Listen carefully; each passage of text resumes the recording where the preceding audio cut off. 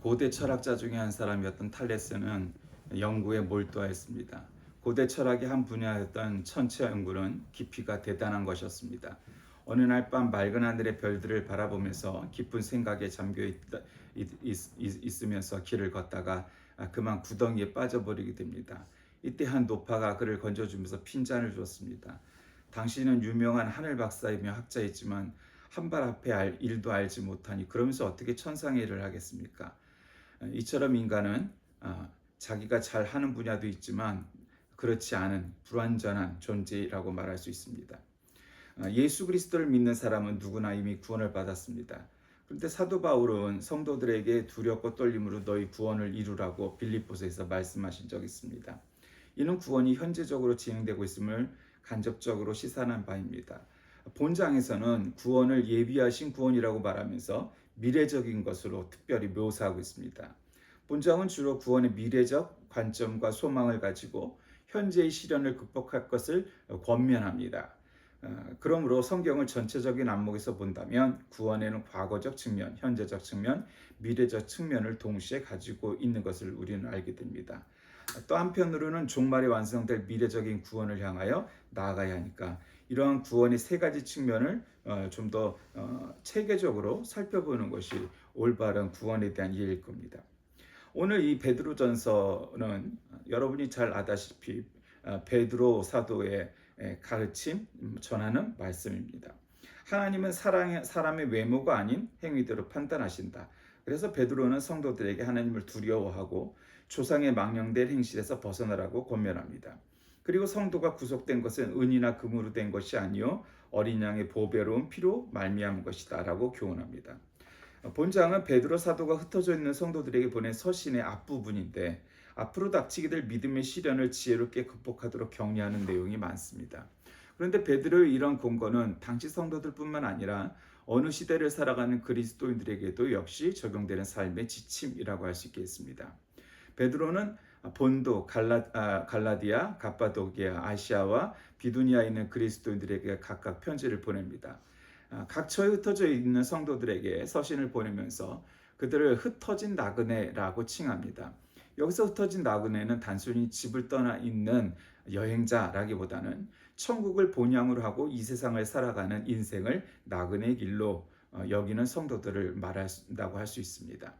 베드로는 이 흩어진 나그네들에게 은혜와 평강이 있기를 기원합니다. 은혜와 평강은 인간에게 가장 필요한 것임에도 불구하고 그것들은 인간 스스로 얻을 수 있는 것이 아니라 오직 하나님으로부터 나오게 된다. 이렇게 말입니다. 긍휼이 많으신 하나님이 예수 그리스도를 죽은 자 가운데 부활하도록 역사했다고 증거하면서 이로 말미암아 우리를 거듭나게 하시고 산 소망이 있게 되었다. 이렇게 말합니다. 여기서 산 소망이란 예수 그리스도의 부활을 통해 우리에게 주어진 구원에 대한 소망을 가리킵니다. 그리스도의 부활의 사실은 고난 중에 처한 성도들에게 인내의 근거가 됩니다. 잘 사는 사람이란 미래가 있는 삶, 소망스러운 삶을 사는 사람을 가리킵니다. 현실적으로 아무리 풍부하고 부유하다고 해도 미래가 없는 소망스럽지 못하면 그것을 성공적인 삶으로 평가하기는 어렵기 때문일 것입니다. 거듭난 자, 즉 산소망을 가진 자는 썩지 않고 더럽지 않고 쇠하지 아니하는 기업을 받게 됩니다. 이 기업은 이 땅에 있는 것이 아니라 하늘에 있습니다. 이 기업은 우리의 노력에 의해서 얻어지는 것이 아니라 하나님께서 우리에게 값없이 주시는 선물입니다. 육신의 장막을 떠나기까지 이 세상에 머물러야 하는 우리 성도들은 구별된 하나님의 백성, 거룩한 나라를 유업으로 받게 될 후사로서의 삶을 살아가게 됩니다. 모든 일에는 시작이 있는가 하면 끝이 있게 마련이죠. 인생도 그렇고 세계도 그렇습니다. 세계의 종말과 주님의 재림은 톱니의 두 바퀴처럼 맞물려 있어서 우리가 어떻게 살아야 할 것인지를 미리 가르쳐 줍니다. 성도들에게 따르는 여러 가지 고난은 하늘나라에 들어가고자 하는 자들이 반드시 거쳐야만 하는 철로 역정의 터널과도 같아서 이를 피할 수는 없습니다. 우리의 믿음을 지켜주시는 하나님은 견고한 보장이 되어주시고 우리는 믿음으로 모든 고난을 극복해야 합니다. 인간은 고단의 극한 상황에 처하게 될 때 신앙이나 인격의 진면목이 드러나게 되는데 평소에는 잘 구분이 되지 않지만 극한 상황에 처하게 되면 그것이 분명히 나타나게 됩니다. 우리는 무조건 앞으로 달려가는 사람들이 아니라 분명한 목표를 향해 달리고 있습니다. 왜냐하면 기독교는 구원의 종교이기 때문입니다. 그리고 그 구원은 믿음으로 말미암은 것입니다. 믿음의 대상은 예수 그리스도이고 이 믿음은 하나님의 선물로서 인간에게 주어지는 것입니다. 구원에 대한 예언의 시작은 창세기 3장까지 거슬러 올라갑니다. 하나님은 인간이 죄의 속성을 가지고 있는 그 순간부터 구원을 계시함으로써 인간을 구원하기 시작하셨던 것입니다. 선지자들이 예언한 모든 구원의 내용들은 하나둘씩 차례로 성취되었습니다. 성도를 위한 구원의 계시를 비롯하여 모든 계시의 주체자는 인간이 아니라 하나님 자신이십니다. 따라서 우리는 그분이 주신 계시의 권위를 인정하고 그 의미를 바르게 이해하도록 힘써야 할 것입니다. 베드로는 하나님께서 거룩하신 분이므로 성도들도 모든 행실에 거룩한 자가 되어야 한다고 했습니다. 성경은 불의한 자가 하나님의 나라를 유업으로 받지 못한다고 가르치고 있습니다.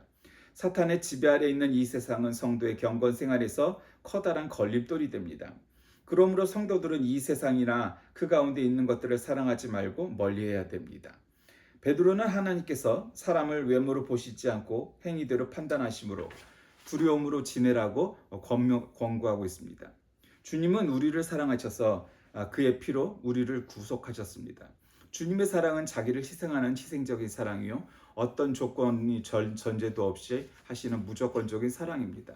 하나님의 사랑이 그리스도의 십자가를 통해서 구체화됨으로써 우리가 이를 확증할 수 있도록 형제에 대한 우리의 사랑도 체화되게 됩니다. 오늘 본문 말씀에서는 하나님께서는 이 그리스도를 세상이 창조되기 전에 미리 아셨고 이 마지막 때 여러분을 위하여 나타내셨습니다. 라고 말씀합니다. 이 말의 뜻은 무엇이겠습니까? 우리가 깨닫든 못 깨닫든 관계없이 이 세상이 창조가 될 때 이미 삼위일체 하나님, 성부, 성자, 성령 하나님이 계셨고 그 창조에 동행하셨고 그래서 성부 하나님만이 아닌 성자 하나님, 성령 하나님도 창조 때 이미 계셨다는 사실입니다. 그리고 구약 시대 때도 마찬가지고 신약 시대로 넘어오고 교회 시대가 될 때까지 그리고 지금이 현재에 이르기까지 이 삼위일체 하나님께서 다 계셨다는 것입니다. 그런데 왜 성부 하나님은 아들 하나님이신 예수 그리스도를 우리에게 보내주셨습니까? 그것은 우리를 구원하시기 위함입니다. 인간의 모든 역사, 특별히 성경에 기록되기 시작한 시대부터의 역사를 본다면 성경에서 인간은 수차례, 수도 없이 매 순간마다 하나님을 배반하고 죄를 짓는 그러한 존재였습니다. 그래서 율법으로는, 가르침만으로는 그 모든 것을 완성할 수가 없다고 여기셨기에 하나님께서는 극단적인 방법으로 홍수도 내리시고 한 도시를 파괴하기도 하고 하는 모습들이 여러 차례 나옵니다. 그럼에도 그것들이 고쳐지지 않자 예수 그리스도를 보내주셨습니다. 하나님은 그리스도를 죽은 사람 가운데서 살리시고 그분에게 영광을 주셨습니다. 그래서 여러분의 믿음과 소망은 하나님을 향해 있는 것입니다. 우리가 그 진리에 순종할 때 영혼을 정결하게 하여서 꾸밈없이 서로 사랑하기에 이르러 순결한 마음으로 서로 뜨겁게 사랑하라고 말씀합니다. 그럴 때 우리가 다시 태어나게 되는 것이고 이것은 썩을 씨로 그렇게 된 것이 아니라 썩지 않을 씨, 곧 살아계시고 영원하신 하나님의 말씀으로 그렇게 되었다고 베드로 사도는 말씀하는 겁니다. 모든 육체는 풀과 같고 그 모든 영광은 풀의 꽃과 같다. 풀은 마르고 꽃은 떨어지되 주님의 말씀은 영원히 있다. 이것이 여러분에게 복음으로 전해진 말씀입니다. 이렇게 얘기하는 것입니다. 지난주에는 우리가 사도 바울의 말씀을 중심으로 말씀을 나눴습니다. 오늘은 베드로 사도의 말씀입니다. 여러분이 아다시피 이 사도 베드로, 사도 바울 이 두 분은 정말로 신앙에 있어서 우리 기독교 신학에 있어서 성경에 있어서 기독교 역사에 있어서 무엇으로 따지건 양대 산맥과 같은 존재죠. 그래서 베드로 사도는 12사도의 대표적인 첫 번째 가는 제자, 그래서 소위 말하는 수제자라는 별명이 있을 만큼 예수님께서 참으로 신뢰하셨고 믿음을 가지셨던 그런 분이었고 직접 만나지는 못했지만 살아생전에 다메섹 도상에서 예수 그리스도를 만났던 사도 바울은 그렇게 예수 그리스도를 만남으로써 내가 여태까지 핍박했던 예수 그리스도와 그분의 말씀이 거짓이 아니고 진리이고 그분이 하나님이시라는 것을 믿게 되고 깨닫게 됩니다. 두 분의 삶은 전혀 다른 궤적을 갖고 있지만 그럼에도 불구하고 이 두 분의 가르침은 상당 부분 일치합니다. 뭐 살짝 다른 부분이 있지만 그것은 본질과는 관계가 없는 것들이고, 본질에 있어서는 정말로 똑같다고 말할 수 있습니다. 왜 그렇습니까?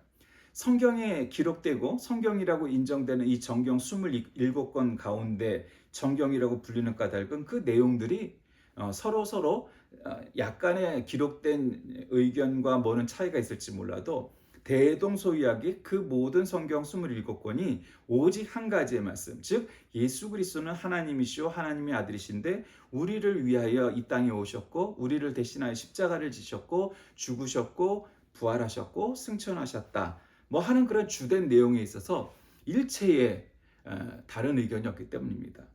간혹 사람들이 소위 말하는 외경이나 위경을 뭐 얘기하고 무슨 대단한 비밀이 있는 것처럼 무슨 복음 무슨 서에는 뭐 기독교 성경 개신교 성경이 말하는 27권 안에는 없는 엄청난 비밀이 있다 얘기하지만 사실은 그렇지 않습니다.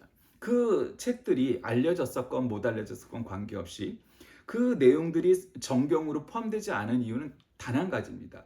성경의 정경화 과정 속에서 이 27권은 그 내용들이 서로 상통하여서 정경이라는 과정 속에서 이것이 성령께서 우리에게 주신 하나님의 말씀이다라고 인정을 받았지만, 그렇지 않은 성경들은 그렇게 사람들에게 알려져 있거나 이 27권만큼 서로 그 복음의 맥이 흐르지 않는다라고 판단하였기 때문에 정경화 과정 속에서 들어오지 못한 것입니다. 그러므로 성경 안에 있는 저자가 누구든 마태든 마가든 누가든 요한이든 혹은 바울이든 베드로든 요한이든 관계없이 그 모든 성경의 내용들은 기자의 다름에도 불구하고 그 내용들은 일치하게 동일합니다. 그것은 바로 복음 그 자체입니다. 그것은 바로 하나님의 말씀이 바로 거기에 계시고 그 하나님의 말씀 따라 이 주님의 말씀이 우리와 함께 하신다는 사실입니다. 그래서 그 27권이 정경이라는 과정 속에서 정경에 포함되었고 지금도 변함없는 27권의 정경이라고 부르는 겁니다. 물론 그 이외의 내용들도 신앙의 도움을 위하여서 읽어도 무난합니다. 물론 위경이라고 우리가 얘기하는 책들은 전혀 신앙에 도움이 되지 않는 책들이 있어서 우리는 그걸 위경이라고 부르지만, 외경들은 위경에 포함되지 않는 내용들도 있습니다. 그래서 신앙에 분명히 도움이 되는 내용도 있다고 판단합니다. 그러나 그것이 역사적인 과정 속에서 정경이 못됐다는 까닭은 무엇이겠습니까? 그것은 이 정경들만큼 서로 상통하는 내용들이 적었기 때문일 겁니다. 우리는 그거를 존중해야 되겠죠. 그 당시에 지금은 우리가 잘 알려져 있지 않고 읽기 어려울 수도 있었어도 그 당시에 이 정경화를 할 땐 사람들이 얼마나 많은 후보군을 갖고 있었겠습니까? 27권뿐만 아니라 어쩌면 그 더 많은 책들이 있었을 겁니다. 근데 그 책들이 정경 가운데 포함되지 않을 까닭은 그 책들은 이 책들과는 좀 다르다라고 판단했을 겁니다. 이렇게 신앙에 도움이 되긴 해서 교양 정도를 쌓을 수 있어도 이렇게 27권처럼 서로가 상통하는 그런 복음의 본질을 갖고 있는 내용은 아니다. 즉 성령의 감동으로 쓰여진 그런 책이라고 판단하기는 어렵다라고 판단되었기 때문일 겁니다. 그러므로 우리는 이 성경에 있는 27권 이 내용들이 그것이 바울이든 베드로든 아니면 그 누구든 간에 그 모든 책들이 일관된 입장을 갖고 있는 것을 우리는 기억해야 됩니다. 그것은 무엇입니까? 하나님께서 우리에게 주시는 주님의 말씀입니다. 베드로는 이 말씀은 썩지 아니하는 시라고 말합니다. 항상 살아있다고 말합니다. 풀과 같은 유한한 인생이 영원한 생명을 갖게 되는 것은 하나님의 말씀으로 거듭나는 길밖에 없다고 말씀합니다. 하나님의 말씀은 세세토록 존재합니다. 모든 성도들에게 전파된 복음이 곧 하나님의 말씀, 주님의 말씀이라고 베드로는 말하고 있습니다. 이 주님의 말씀은 단순히 죄를 지적하거나 정죄하는 율법이 아니라 그것을 믿고 순종하는 성도로 하여금 생명과 구원과 소망을 가지게 한다라고 사도 베드로는 말씀하는 겁니다. 결국 믿음의 결국은 영혼의 구원을 받는 것이죠. 9절에 말씀하십니다. 그러나 영혼만 구원을 받고 육체는 구원을 받지 못하는 것, 이것은 아닙니다. 물론 영지주의와 같은 자들은 그런 주장을 했습니다. 우리가 인간으로서 알 수 있는 내용, 세상의 지식은 그건 세속적인 것이고 육체적인 것이다. 그것은 믿음에 전혀 도움이 되지 않는다. 영적 지식은 자신들만이 알고 있다. 이런 영지주의자들이 있었습니다. 그러니까 영지주의자들은 이 정통 기독교를 향해서 너희들은 너무 세속적이다 이렇게 표현을 했죠. 그러나 그 영지주의자들의 내용은 너무 관념적인 것이죠. 실생활과는 아무 관계가 없는 것들이었습니다. 그래서 그 영지주의를 비판하기 위해서 나온 것이 제사복음이라고 말하는 요한복음서였습니다. 그래서 공간복음과 달리 이 요한복음, 제사복음서는 굉장히 내용이 좀 다르죠. 공간복음들은 내용들이 거의 대동소이하지만 요한복음 전혀 다릅니다. 왜냐하면 그 요한복음이 쓰여질 당시에는 이 사도 요한이 이 영지주의의 공격을 받는 기독교회에 대해서 초대교회 시절에 이 영지주의를 비판하기 위해서 쓰여진 책이기 때문에 내용이 그렇습니다. 그러나 그럼에도 불구하고 처음 예수를 믿거나 성인이 돼서 예수를 믿는 사람이 요한복음을 읽으면 그 내용이 오히려 쉽고 이해할 수가 있습니다. 왜냐하면 지금도 영지주의적 관점들이 암암리에 존재하기 때문입니다. 그래서 나머지 공간복음과 달리 요한복음이 그런 역할을 하였죠. 그러니까 거기에서는 바로 영혼만이 중요한 것이 아니라 육체도 중요하고 바로 이곳에서의 생활도 중요하다는 것을 가르치고 있는 것이죠. 그래서 우리는 결국 종말에는 우리의 육체까지도 부활하여서 영광스러운 천국 잔치에 참여하게 될 것이다. 그러므로 오늘 이 베드로전서 1장에선 영혼의 구원이라고 표현한 것은 육체를 배제하는 것으로 이해하는 것이 아니라 우리 인간의 육체의 정신과 마음의 전인격적인 총체를 영혼이라는 말로 표현한 것이라고 이해해야 됩니다. 요즘은 사람들이 먹고 사는데 큰 지장이 없는 시대가 되었습니다. 물론 세계 곳곳에서는 아직도 한 끼도 제대로 못 먹어가면서 사는 나라 혹은 종족 그런 지역이 존재하는 것이 사실입니다. 그러나 특별한 몇몇 지역들을 빼면은 지금은 삼시세끼를 굶으면서 살아가는 사람들이 많이 줄어든 것이 현실입니다. 대단히 좋은 일이죠. 사람들이 경제적으로, 기술적으로, 과학적으로 많이 발전하고 각 나라들이 교통통신을 이용해서 무역도 하고 지원도 하고 인도적인 지원도 하고 이렇게 되었습니다. 그러니까 사실은 사람들이 그렇게 많이 굶지 않는 시대가 되었죠. 옛날에 비하면 얼마나 많이 좋아진 일입니까? 그러나 그렇게 좋아진 측면도 분명히 있지만 악화된 측면도 분명히 있죠. 일어나지 말아야 될 전쟁이 일어나고 인간의 욕심 때문에 나라의 이익 때문에 기타 이념과 종교의 문제 때문에 기타 등등으로 서로 불필요한 전쟁을 일으키고 침략하고 공격하고 해서 많은 사람들이 그렇게 죽고 다치고 하는 일들이 벌어집니다. 요즘의 시대라는 것은 바로 그러한 양가적인 측면이 있는 거죠. 기술이 발전하고 사람들이 발전해서 많은 사람들을 기아의 선상에서 해방시킨 것도 사실입니다. 사람들이 많이 똑똑해졌죠. 많이 부유해졌죠. 많이 발전했죠. 많이 발달했죠. 그런 측면이 분명히 있죠. 그런데 우리의 어떤 영혼과 신앙에 관한 문제가 2000년 전보다 지금이 훨씬 나아졌을까? 그만큼 경제가 발전하고 국방이 발전하고 사회가 발전하고 문화가 발전하였던 정말 영혼의 문제도 그럴까? 그러면 사실 그 문제에 관해서 정말 그렇다라고 말하기는 어려울 것 같습니다.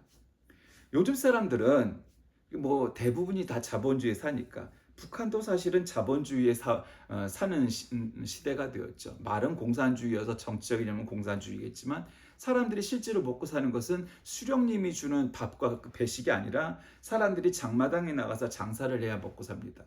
중국은 말할 것도 없이 이미 한 50년 전서부터 등소평 시대 이후에 자본주의화 돼 버렸습니다. 거기도 공산주의는 정적인 이념일 뿐이지 장사하여서 먹고 사는 나라가 되었습니다.